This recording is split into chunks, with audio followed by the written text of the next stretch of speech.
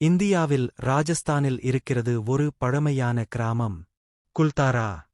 சுமார் 300 ஆண்டுகளுக்கு முன்பு இங்கு நூற்றுக்கணக்கான குடும்பங்கள் வசித்து வந்தார்கள். வாழ்க்கை நன்றாக இருந்தது. விவசாயம், வணிகம் எல்லாம் செழிப்பாக இருந்தது.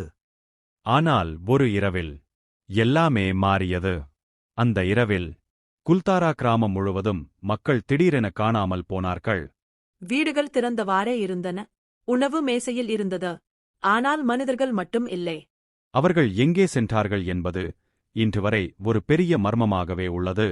சிலர் சொல்வது அக்கால ஆட்சியின் கொடுமையால் மக்கள் ஓடிவிட்டார்கள் என்று. சிலர் சொல்வது இந்த இடத்தில் ஒரு சாபம் இருந்தது என்று. ஆனால் உண்மை என்ன என்பது இன்னும் யாருக்கும் தெரியவில்லை.